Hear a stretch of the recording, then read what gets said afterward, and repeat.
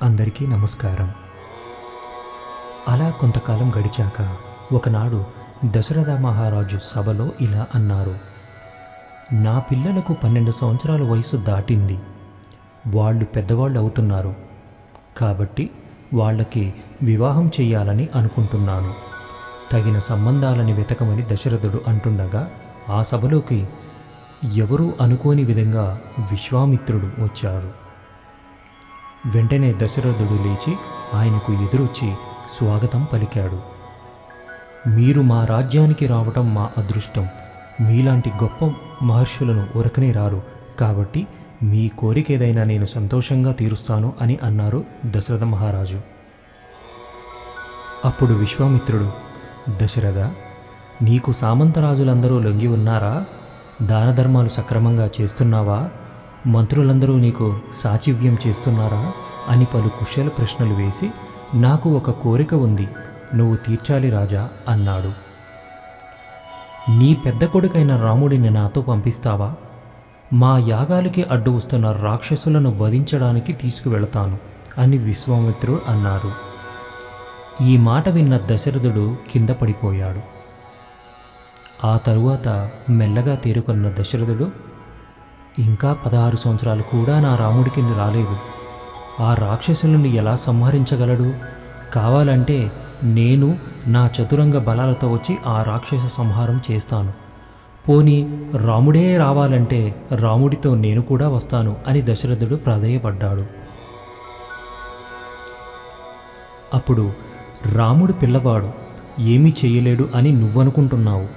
కానీ రాముడంటే ఎవరో నాకు తెలుసు, వశిష్ఠుడికి తెలుసు. రాముడు రాక్షసులను వధించి తప్పక తిరిగి వస్తాడు. నువ్వు తండ్రివి కనుక నీకు రాముడి మీద ఉన్న పుత్ర వాత్సల్యం వల్ల నువ్వు తెలుసుకోలేకపోతున్నావు. రాముడిని నాతో పంపించు అని విశ్వామిత్రుడు అడిగారు. అప్పుడు దశరథుడు, లేక పుట్టిన నా కొడుకుని నువ్వు నన్ను విడిచిపెట్టు అన్నారు. ఈ మాటలు విన్న విశ్వామిత్రుడికి ఆగ్రహం వచ్చి, చేసిన ప్రతిజ్ఞ నిలబెట్టుకోలేక మాట తప్పిన ధర్మం తెలియని దశరథ, పుత్ర పౌత్రాదులతో సుఖముగా శాంతిగా జీవించు అని వెళ్ళిపోతున్నాడు. వెంటనే వశిష్ఠుడు లేచి విశ్వామిత్రుడిని కూర్చోమని చెప్పి దశరథుడితో ఇలా అన్నారు. ఇంతకాలం రాజ్యం చేశావు, ధర్మాత్ముడని అనిపించుకున్నావు. ఇప్పుడు ఆడిన మాట తప్పి దశరథుడు అధర్ముడు, మాట తప్పినవాడు అనిపించుకుంటావా? ఇచ్చిన మాటకి నిలబడు. విశ్వామిత్రుడంటే ఎవరో తెలుసా నీకు? ఈ లోకంలోని ధర్మం అంతా విశ్వామిత్రుడు. ఈ లోకంలోని తపస్సు అంతటికీ నిర్వచనం విశ్వామిత్రుడు. ఈ లోకంలోని బుద్ధి అంతటికీ నిర్వచనం విశ్వామిత్రుడు. శివుడి అనుగ్రహంగా ఆయనకు ధనుర్వేదం మొత్తం భాషించింది. కావున ఆయనకి ఈ లోకంలో ఉన్న అన్ని అస్త్రశస్త్రాలు తెలుసు. అన్నీ తెలిసిన విశ్వామిత్రుడు తనని తాను రక్షించుకోగలడు. కానీ రాముడికి ఆ కీర్తి దక్కాలని, తనకి తెలిసిన సమస్త విద్యలు రాముడికి ధారపొయ్యాలని ఆయన ఆశ. ఎందుకు అడ్డుపడుతున్నావు అని అన్నాడు వశిష్ఠుడు. అప్పుడు దశరథుడు అంతఃపురంలోకి వెళ్ళి రాముడిని తీసుకురా అని కౌసల్యతో చెప్పాడు. రాముడితో పాటు లక్ష్మణుడు కూడా వచ్చారు. స్వస్తి వాచకం చేసి కౌసల్య రాముడిని పంపింది. సభలోకి వచ్చిన రాముడిని అక్కడున్న ఋషులందరూ ఆశీర్వదించారు. దశరథుడు రాముడి మూర్తి భాగం మీద ముద్దు పెట్టాడు. చాలా సంతోషంతో నా కొడుకుని నీ చేతుల్లో పెడుతున్నాను. మీరు ఎలా కావాలంటే అలా వాడుకోండి అని విశ్వామిత్రుడితో చెప్పాడు. విశ్వామిత్రుడు ఏది చెబితే అది చెయ్యి అని రాముడితో చెప్పి సాగనంపాడు. అలా విశ్వామిత్రుడు వెనుక రామలక్ష్మణులు ఇద్దరూ బయలుదేరారు. విశ్వామిత్రుడు వెనుక రాముడు లక్ష్మణుడు కోదండాలు పట్టుకొని వెళుతున్నారు. బ్రహ్మగారు అశ్విని దేవతలతో వెళితే ఎలా ఉంటుందో, స్థానువైన శివుడి వెనకాల విశాఖుడు స్కందుడు వెళితే ఎలా ఉంటుందో అలా విశ్వామిత్రుడి వెనకాల రామలక్ష్మణులు వెళుతున్నారని వాల్మీకి పోల్చారు. వాళ్ళు అలా సరయూ నది దక్షిణ తీరంలో కాలినడకన 1.5 యోజనాల ప్రయాణించాక చీకటి పడడంతో వాళ్ళు ఒక ప్రాంతంలో విశ్రమించారు. అప్పుడు విశ్వామిత్రుడు బ్రహ్మదేవుని కుమార్తెలైన బల, అతిబల అనే 2 మంత్రాలను రాముడికి ఉపదేశించాడు. ఆ 2 విద్యల వల్ల ఆకలి వేయదు, దప్పిక కలగదు. నువ్వు నిద్రపోతున్నప్పుడు కానీ నిద్రపోనప్పుడు కానీ రాక్షసులు నిన్ను ఏమీ చేయలేరు. దీనితో పాటు నీకు సమయస్ఫూర్తి, జ్ఞాపక శక్తి, బుద్ధి ప్రకాశిస్తాయి అని చెప్పి ఆ మంత్రోపదేశం చేశాడు. తరువాత రాముడు లక్ష్మణుడికి ఆ మంత్రాలను ఉపదేశించాడు. దర్భగడ్డి పరిచి ఇద్దరిని దాని మీద పడుకోమన్నారు. ఇద్దరూ హాయిగా పడుకున్నారు. విశ్వామిత్రుడు తెల్లవారుగానే లేచి సంధ్యావందనాది కార్యక్రమాలు చేసుకొని పిల్లలిద్దరి దగ్గరికి వచ్చి చూశాడు. వాళ్ళు నిద్రపోతున్నారు. ఆహా, ఏమి నా అదృష్టం అనుకొని కౌసల్య సుప్రజ రామ పూర్వ సంధ్యా ప్రవర్తతే ఉత్తిష్ట నరశార్దూలం కర్తవ్యం దైవమాహ్నికం. కౌసల్య యొక్క కుమారుడైన రామ, తూర్పు దిక్కున సూర్యుడు ఉదయిస్తున్నాడు కనుక నువ్వు నిద్రలేచి పొద్దున్న చేసే పూర్వ సంధ్యావందనం చెయ్యాలి. రాక్షసులను సంహరించే నువ్వు నరులలో శార్దూలం వంటి వాడివి. దైవీ సంబంధమైన అహనికలను నెరవేర్చడానికి శుభప్రదమైన సమయం మించిపోకూడదు. అందుకని రామ, నిద్రలే అని అర్థం. రామ లక్ష్మణులిద్దరూ నిద్రలేచి చేయవలసిన కార్యక్రమాలు పూర్తి చేశారు. మళ్ళీ బయలుదేరి గంగా సరయు సంగమ స్థానం దాకా వెళ్ళారు. అక్కడ ఒక ఆశ్రమాన్ని చూసి అది ఎవరిదని రాముడు అడిగాడు. అప్పుడు విశ్వామిత్రుడు ఇలా చెప్పాడు. ఒకానొకప్పుడు పరమశివుడు ఇక్కడ తపస్సు చేస్తుండగా మన్మధుడు బాణప్రయోగం చేయబోతే శివుడు తన 3వ కంటితో మన్మధుడిని భస్మం చేసిన ప్రదేశం ఇదే. మన్మధుడు అంగములన్నీ కాలి బూడిదైన ఈ ప్రాంతాన్ని అంగదేశం అని పిలుస్తారు. ఆనాడు శంకరుడు తపస్సు చేసినప్పుడు ఆయనకి కొంతమంది శిష్యులున్నారు.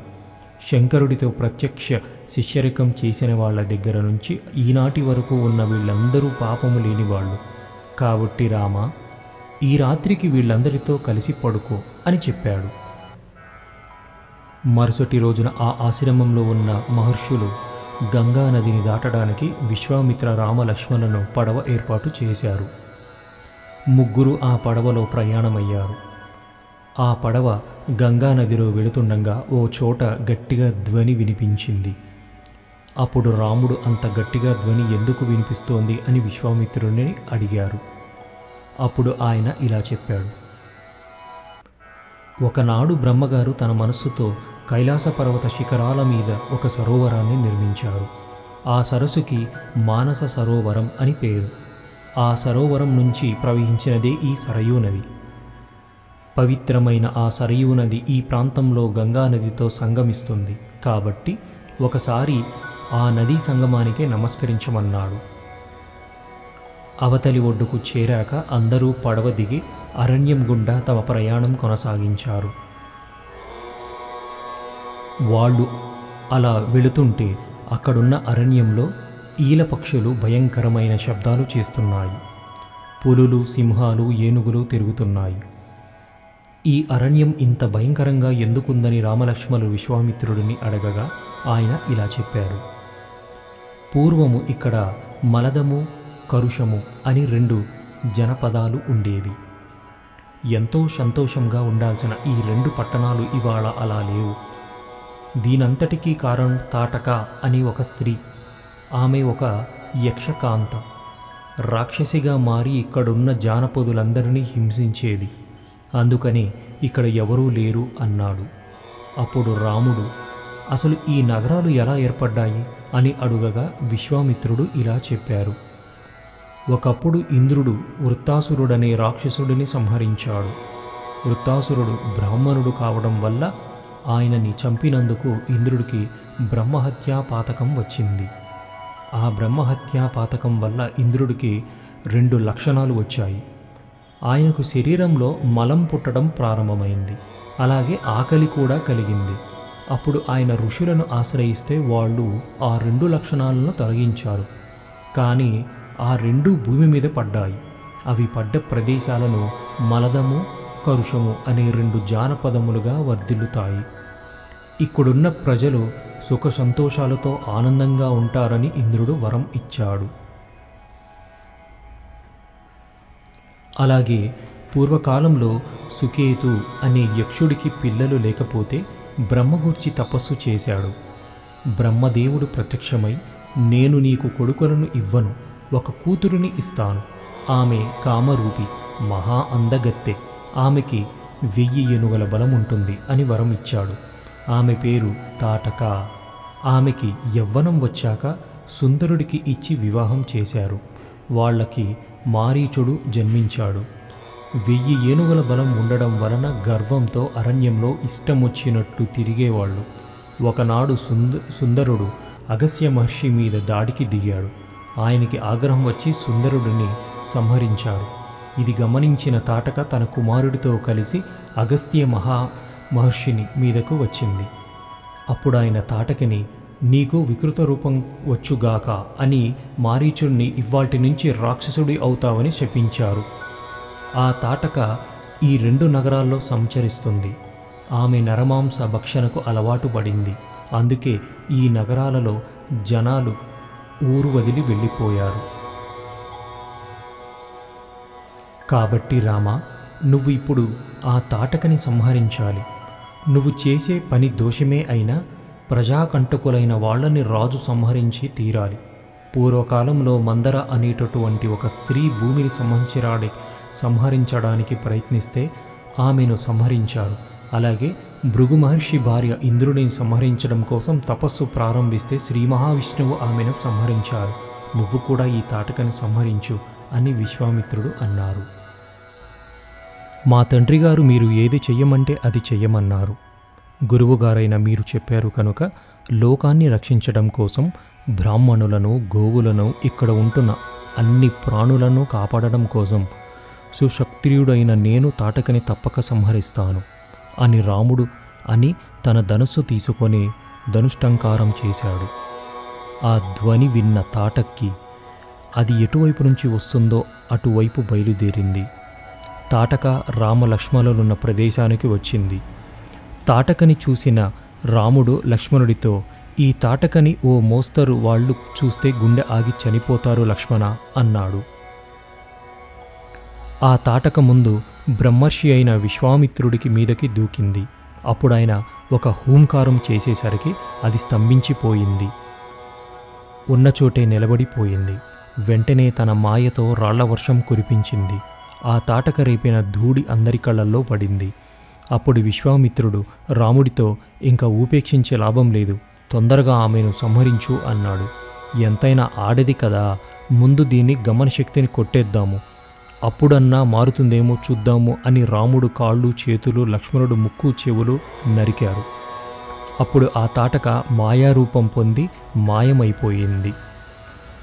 అదృశ్యమైన ఆ తాటక భారీ శరీరంతో రాముడి మీద పడబోతుంటే రాముడు ఒక్క బాణం ప్రయోగించి ఆ తాటకని సంహరించగా దాని రక్తం ఏరులై ప్రవహించింది. పైనుండి దేవతలు చూసి, హమ్మయ్య, తాటక సంహరించబడింది అని ఆనందపడ్డారు. వెంటనే ఆ దేవతలు విశ్వామిత్రుడి దగ్గరికి వచ్చి, ఇంత ధైర్యం ఉన్నవాడి దగ్గర అన్ని అస్త్రశస్త్రాలు ఉండాలి, కాబట్టి నీకు తెలిసిన ధనుర్విద్యనంతా రామలక్ష్మణులకి ఉపదేశించు అన్నారు. అప్పుడు విశ్వామిత్రుడు రామలక్ష్మణులకి హయశిరోనామం అనే అస్త్రాన్ని, క్రౌంచ అస్త్రాన్ని మంత్రోపదేశం చేశాడు. అలాగే కంకాళం, ఘోరం, కపాలం, కంకణం అనే 4 ముసలములు మంత్రోపదేశం చేశారు. అలాగే ఐంద్రాస్త్రం, బ్రహ్మాస్త్రం, బ్రహ్మశిరోనామాకాస్త్రం, మానవాస్త్రం, వారుణాస్త్రం, ఇంద్రాస్త్రం, హైషికాస్త్రం, గంధర్వాస్త్రం, నారాయణాస్త్రం, రకరకాల పిడుగులు మొదలైన సర్వస్త్రాల మంత్రోపదేశం చేసి 2 అద్భుతమైన గదలను, నందనం అనే గొప్ప ఖడ్గాన్ని ఉపదేశించారు. అప్పుడు ఈ అస్త్రాలన్నీ పురుషరూపం దాల్చి రాముడి పక్కన నిలబడి, మేము మీ కింకరులము, మమ్మల్ని ఏమి చెయ్యమంటారు అని అడిగాయి. మీరందరూ నా మనసుల్లోకి వెళ్ళి అక్కడ తిరుగాడుతూ ఉండండి, నేను పిలిచినప్పుడు బయటికి రండి అని ఆదేశించాడు. అవి అలాగే రాముడిలోకి ప్రవేశించాయి. మరుసటి రోజున రాముడు విశ్వామిత్రుడితో, మీరు నాకు ఇన్ని అస్త్రాలని ఉపదేశించారు, అలాగే వాటి ఉపసంహారాన్ని కూడా ఉపదేశించమన్నాడు. విశ్వామిత్రుడు రాముడికి ఉపసంహార మంత్రాల్ని చెప్పాక ఇంకొన్ని అస్త్రాలను కూడా ఉపదేశించాడు. అలా అన్ని అస్త్రాలు ఉపదేశం అయ్యాక వాళ్ళు తమ ప్రయాణాన్ని కొనసాగించారు.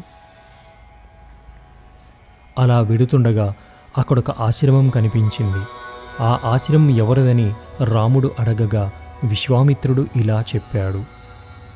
ఒకప్పుడు విరోచనుడి కుమారుడైన బలిచక్రవర్తి తన పరాక్రమంతో ఇంద్రుడిని నిర్బంధించాడు. అప్పుడు శ్రీ మహావిష్ణువు వామనమూర్తిగా వచ్చి బలిని పాతాళానికి పంపారు.